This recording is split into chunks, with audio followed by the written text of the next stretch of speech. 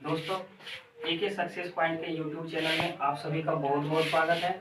आज हम लोग क्लास 8 के गणित का 9वां अध्याय बीजीय व्यंजक के बारे में पढ़ेंगे। पिछली कक्षाओं में हम लोगों ने बीजीय व्यंजकों में प्रयुक्त पदों, चर राशि, अचर राशि इत्यादि के बारे में पढ़ चुके हैं। हम लोगों ने पिछली कक्षाओं में बीजीय व्यंजकों के जोड़ एवं घटाव के बारे में भी पढ़ चुके हैं। इस अध्याय में अर्थात वर्ग 8 में हम लोग बीजीय व्यंजक के गुणा एवं भाग के बारे में पढ़ेंगे। तो आगे पढ़ने से पहले हम लोग कुछ बेसिक चीज को जान लेते हैं जो वर्ग 7 में हम लोगों ने क्या किया था, अध्ययन किया था, ताकि इस चैप्टर को समझना बिल्कुल आसान हो जाए। तो चलिए देखते हैं। सबसे पहले हम लोग देखते हैं अचर राशि क्या होती है। अचर राशि, अब देखिए ये नाम से ही स्पष्ट है। अचर, अचर का मतलब क्या, जो कभी नहीं बदलता, वही क्या होता है अचर। तो वैसी राशि जिसका आंकिक मान निश्चित होता है क्या कहलाता है, अचर राशि कहलाता है। अब देखिए यहाँ पे लिखा हुआ है वैसी राशि जिसका आंकिक मान निश्चित रहता है क्या कहलाता है, अचर राशि कहलाता है। अब यहाँ पर देखिए एक वर्ड आया है आंकिक मान। आंकिक मान का मतलब क्या होता है, जैसे यहाँ पर देखिए लिखा हुआ है 786 लिखा हुआ।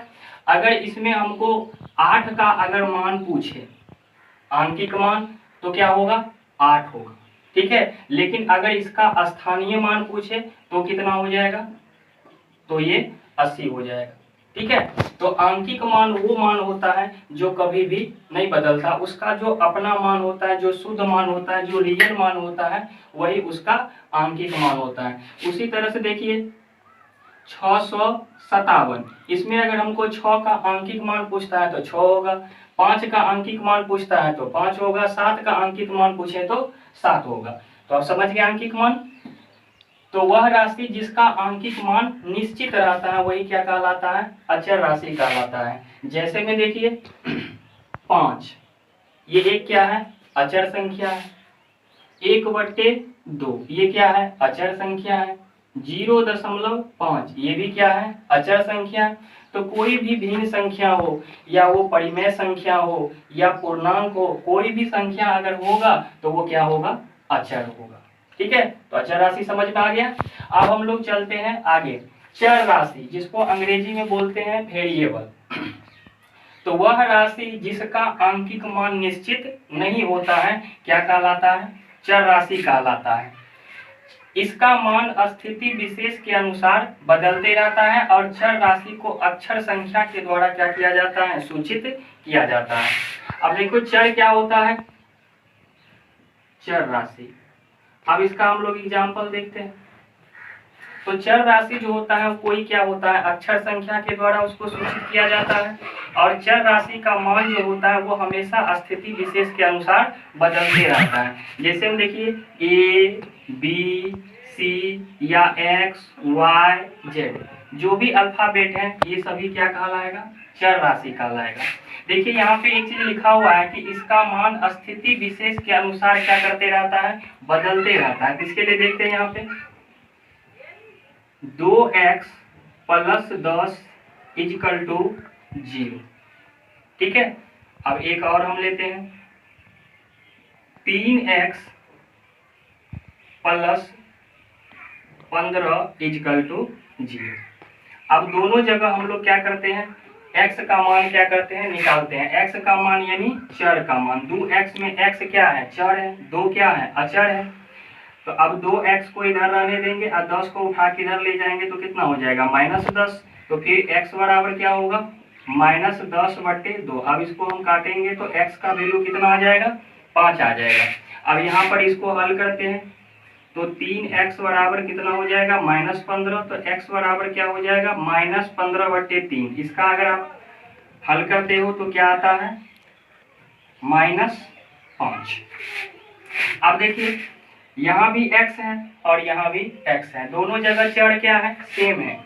लेकिन यहाँ पर चर का वैल्यू कितना आया है, 5 आया है, यहाँ पर कितना आया है, -5 आया।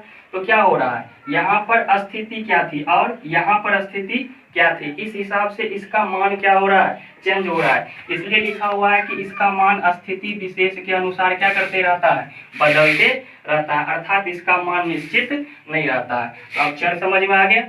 अब हम लोग आगे चलते हैं, बीजीय व्यंजक।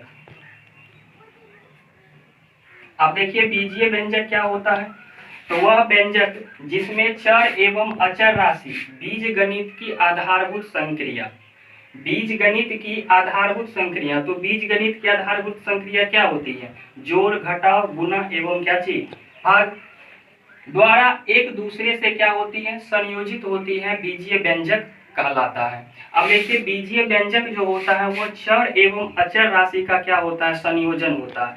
अब यहाँ पर चर और अचर राशि का जो संयोजन होगा या तो प्लस के द्वारा, या तो माइनस के द्वारा, या तो गुणा के द्वारा, या तो भाग के द्वारा। समझते हैं इसको एग्जाम्पल के थ्रू। बीजीय व्यंजक, अब देखिए इसका एग्जाम्पल देखते हैं हम लोग। 5x, ये भी एक क्या है, बीजीय व्यंजक है। अब देखिए 5x, इस 5x को हम क्या लिख सकते हैं, 5 गुने x। तो अब यहाँ पर 5x जो है ये एक दूसरे के साथ क्या है, संयोजित है, किसके द्वारा, गुना चिन्ह के द्वारा। तो ये 5x भी एक क्या है, बीजीय व्यंजक है। फिर देखिए दूसरा 2x प्लस 5y, ये भी एक क्या है, बीजीय व्यंजक है, क्योंकि इसमें क्या है, x क्या है चर और 2 क्या है अचर। फिर यहाँ पर देखिए 5 क्या है अचर और y क्या है चर, ठीक है। तो यहाँ पर 2 और x का गुना और 5 और y के गुना का क्या है, जोड़ है। तो यहाँ भी चर और अचर का संयोजन हो रहा है, तो ये भी एक क्या है, बीजीय व्यंजक है। फिर देखिए 3x square plus 5y plus 7, ये भी एक बीजीय व्यंजक है, क्योंकि यहाँ पे भी चर और अचर का क्या हो रहा है, संयोजन हो रहा है। तो ये भी एक क्या है, बीजीय व्यंजक है, ठीक है। अब देखिए यहाँ पर जो बीजीय व्यंजक है इसमें हमारा एक पद है, इसलिए ये एक पदी व्यंजक। यहाँ पे क्या गो पद है, 2 पद, तो ये द्विपदी व्यंजक। इसमें क्या गो पद है, 3 पद, तो ये क्या हो गया, त्रिपदी व्यंजक, ठीक है। अब हम लोग नेक्स्ट देखते हैं, बीजीय व्यंजक के पद। बीजीय व्यंजक के पद। अब इसके एग्जाम्पल को हम लोग क्या करते हैं, देखते हैं, ठीक है। इसके एग्जाम्पल को देखने से पहले इसके डिफिनेशन को देख लेते हैं।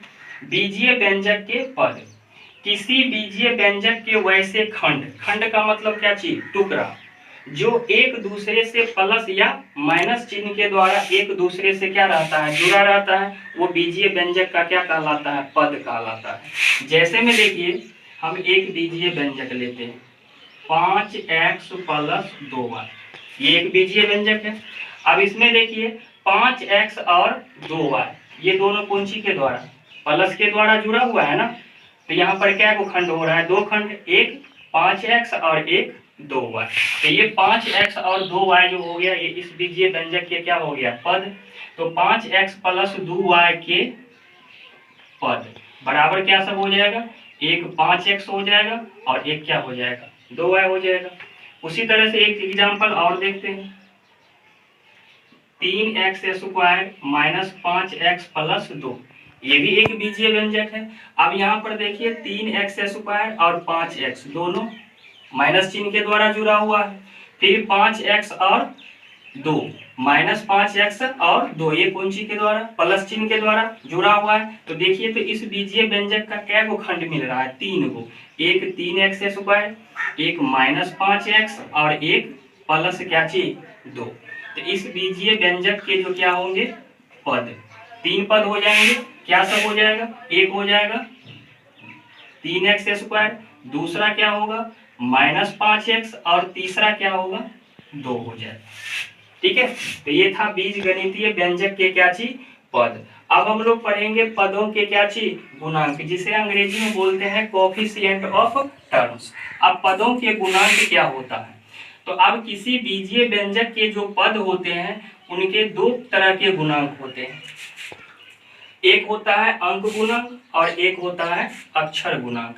तो पहला हम लोग देखेंगे अंक गुणांक के बारे में। अंक गुणांक, अब देखिए अंक गुणांक क्या होता है। तो किसी पद में उपस्थित अंक गुणनखंड को क्या कहेंगे, अंक गुणांक कहेंगे। कोई बीजीय व्यंजक का पद हमको दिया हुआ है, ठीक है, उसमें जो अंक होगा ना वही उसका क्या होगा, अंक गुणांक होगा। जैसे देखिए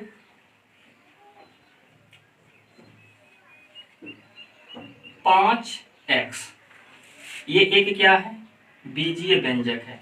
अब इसमें हमको अंक गुणनखंड को क्या करना है, निकालना है, यानी अंक गुणांक को क्या करना है, खोजना है।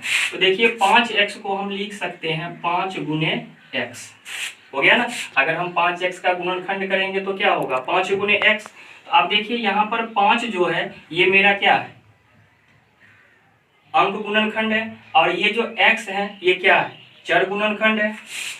तो किसी पद में उपस्थित अंक गुणनखंड को ही क्या कहते हैं, अंक गुणांक कहते हैं। तो यहाँ पर अंक गुणनखंड क्या है, 5 है, इसलिए 5x का जो अंक गुणांक होगा वो क्या हो जाएगा, 5 हो जाएगा। इसीलिए 5x का अंक गुणांक बराबर क्या हो जाएगा, 5 हो जाएगा। उसी तरह से -7x का अंक गुणांक जो हो जाएगा वो क्या हो जाएगा, -7 हो जाएगा। उसी तरह से -1/2 का अंक गुणांक क्या हो जाएगा, -1/2। लेकिन अगर हमको पूछ दे y का अंक गुणांक क्या होगा, ठीक है। अब बच्चे अधिकांशतः यहाँ पर फंस जाते हैं। तो अगर कभी भी अगर y दिया हुआ है और इसके आगे कोई अंक गुणांक नहीं है तो हमेशा याद रखना वहां पर क्या होगा, 1 होगा, ठीक है। तो y का अंक गुणांक क्या होगा, 1। उसी तरह से अगर -y का अगर अंक गुणांक पूछता है तो कितना हो जाएगा, -1। तो ये था अंक गुणांक। अब हम लोग देखते हैं अक्षर गुणांक। अक्षर गुणांक, अब देखिए अक्षर गुणांक क्या होता है। तो किसी पद में उपस्थित जो अक्षर गुणनखंड होगा वही उसका क्या होगा, अक्षर गुणांक होगा। जैसे में देखिए 5x, ठीक है, 15x कर देते हैं। 15x में अब देखिए इस 15x को अगर हम गुणनखंड करते हैं तो हम इसको 15 गुने x लिख सकते हैं, ठीक है। अब देखिए ये 15 जो है ये मेरा अंक गुणनखंड है और ये x जो है ये क्या है, अक्षर गुणनखंड है। तो किसी पद में उपस्थित अक्षर गुणनखंड को ही तो क्या कहते हैं, अक्षर गुणांक कहते हैं। तो 15x में अक्षर गुणांक बराबर कितना हो जाएगा, 15 हो जाएगा। उसी तरह से -7xy में अक्षर गुणांक कितना हो जाएगा, xy हो जाएगा, ठीक है ना। यानी अक्षर गुणांक अगर पूछता है तो उस पद में से अंक गुणांक को छांट के जो बचता है उसे लिख दीजिए। अगर अंक गुणांक पूछता है तो किसी पद में जो अक्षर गुणांक है उसको हटा दीजिए और जो बच गया वो उसका क्या हो गया, अंक गुणांक, ठीक है। अब देखिए यहाँ पर नोट्स में लिखा हुआ है कि किसी पद का संख्यात्मक गुणनखंड उसका क्या कहलाता है, गुणांक कहलाता है। अगर मान लीजिए कोई पद हमको दे दिया गया, जैसे मान लीजिए हमको दे दिया है 7x², ठीक है। अब इस पद का हमको गुणांक पूछता है, हमको ये नहीं पूछता है कि इसका अंक गुणांक क्या होगा या अक्षर गुणांक क्या होगा, सीधा हमको पूछ रहा है कि 7x² का गुणांक क्या होगा। तो अगर किसी पद का सीधा गुणांक अगर पूछे तो हमेशा हमको कौन सा गुणांक लेना है, अंक गुणांक लेना है। तो 7x² का जो क्या होगा गुणांक होगा वो कितना हो जाएगा, 7 हो जाएगा। उसी तरह से अगर 5/2y² का अगर हमको क्या पूछे, गुणांक पूछे तो कितना हो जाएगा, 5/2। चलिए अब हम लोग देखते हैं बीजीय व्यंजक के समान एवं असमान पद, like and unlike terms of N algebraic expressions. पहला हम लोग देखते हैं समान पद, जिसको सजातीय पद भी बोलते हैं। तो अब देखिए समान पद या सजातीय पद किसे कहेंगे, तो वैसा बीजीय पद जिनके चर गुणनखंड क्या हो, समान हो। चर गुणनखंड इससे पहले हम लोग पढ़े थे ना, जैसे मान लीजिए अगर हमको दिया हुआ है 7x, तो 7x को हम क्या लिखेंगे, 7 गुने x लिखेंगे ना। तो इसमें 7 जो होगा ये क्या होगा, अचर गुणनखंड, और ये x जो होगा यही क्या होगा, चर गुणनखंड। तो वैसा बीजीय पद जिनके चर गुणनखंड क्या हो, समान हो, और चर गुणनखंड समान हो और साथ ही उनके घात भी क्या हो, समान हो। अब देखिए घात क्या होता है, जैसे कहीं पे लिखा हुआ है एक्स स्क्वायर, तो इसमें नीचे वाला जो होता है ये क्या होता है, आधार, ठीक है, और ये ऊपर वाला जो क्या होता है, घात होता है। तो वह बीजीय व्यंजक के पद जिसमें क्या होंगे, चर गुणनखंड समान होंगे और साथ ही साथ उसके घात भी क्या होंगे, समान होंगे, तो ऐसे पद क्या कहलाएंगे, समान पद। ठीक है। और दूसरा है असमान पद, इसे विजातीय पद भी बोलते हैं। तो वैसा बीजीय पद जिसके चर गुणनखंड क्या हो, असमान हो, अर्थात उनके चर असमान हो या घात क्या हो, असमान हो, तो वो क्या कहलाएंगे, असमान पद। चलिए इसको हम लोग देखते हैं एग्जाम्पल के थ्रू। अब देखिए एक बीजीय व्यंजक है मेरे पास 5x² plus 7x plus 2x square और माइनस क्या चीज 4। अब इसमें हम लोग समान पद को भी खोजेंगे और असमान पद को भी खोजेंगे।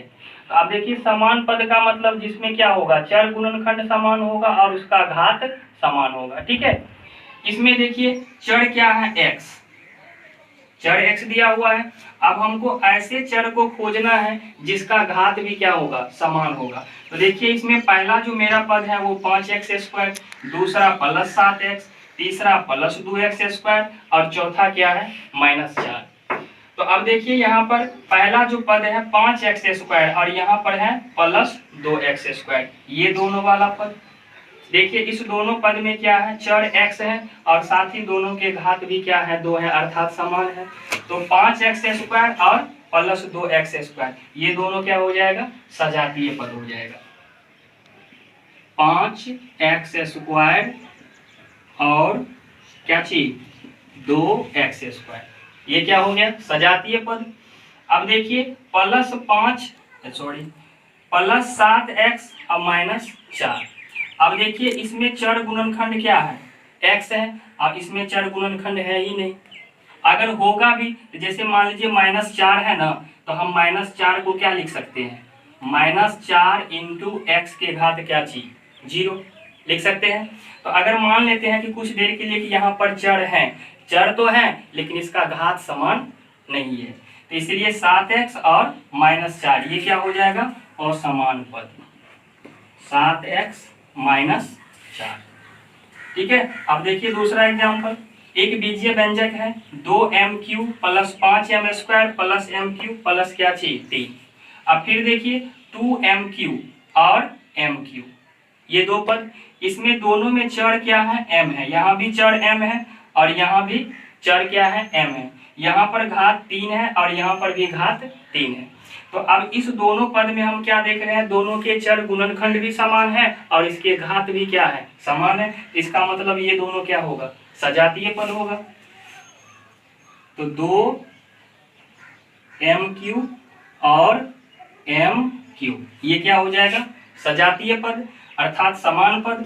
अब फिर देखिए प्लस 5m² और प्लस क्या चीज 3। अब इसमें देखिए चर m है और इसमें कोई चर नहीं है। अगर कोई चर नहीं, अगर हम मान भी लेते हैं जैसे 3 है, तो हम 3 को लिख सकते हैं 3 इंटू m के घात क्या चीज, 0। ठीक है। तो अब अगर m के घात यहाँ पर क्या है, 0, जबकि यहाँ पर m का घात कितना है, 2 है ना। तो इस दोनों पद में क्या हो रहा है, चर गुणनखंड समान तो है लेकिन इसका घात समान नहीं है। यहाँ पे 2 है, यहाँ पे कुछ नहीं तो 1, यहाँ पे जो हम दिखाए हैं। तो यहाँ पर क्या हो रहा है, चर गुणनखंड समान है लेकिन इसका घात समान नहीं है। वैसे यहाँ पर तो चर दिया ही हुआ नहीं है, तो क्या हो जाएगा 5m² और क्या चीज 3, ये दोनों क्या हो जाएगा, विजातीय पद। फिर आप देखिए यहाँ पे आते हैं -9x plus 5y plus 7x -8, ये भी एक बीजीय व्यंजक है। अब देखिए -9x और प्लस 7x, इसमें दोनों में देखिए चर सेम है, इसका घात कुछ नहीं तो 1, यहाँ भी घात कुछ नहीं तो 1, तो -9x और +7x ये दोनों पद क्या हो जाएगा, समान पद, क्योंकि दोनों जगह चर भी सेम है और इसका घात भी क्या है, सेम है। तो क्या हो जाएगा 9x और 7x, ये क्या हो जाएगा सजातीय पद। फिर देखिए +5y और -8, इसमें चर y है, इसमें चर है ही नहीं, तो ये सब क्या, ये क्या दोनों क्या हो जाएगा विजातीय पद। 5y और -8, तो ये क्या हो जाएगा विजातीय पद। इस तरह से हम लोग सजातीय पद और विजातीय पद के बारे में भी क्या कर लिए, जान लिए। दोस्तों अगर ये मेरा वीडियो आप लोग को अच्छा लगा हो तो आप मेरे वीडियो को क्या कीजिए, लाइक कीजिए, दोस्तों में अधिक से अधिक शेयर कीजिए, और साथ ही हमारे चैनल को तुरंत क्या कर ले, सब्सक्राइब कर ले, और बगल में घंटा का निशान होगा इसे भी दबा दीजिए, ताकि हमारे हर एक नए वीडियो का नोटिफिकेशन आप तक सबसे पहले पहुंचे।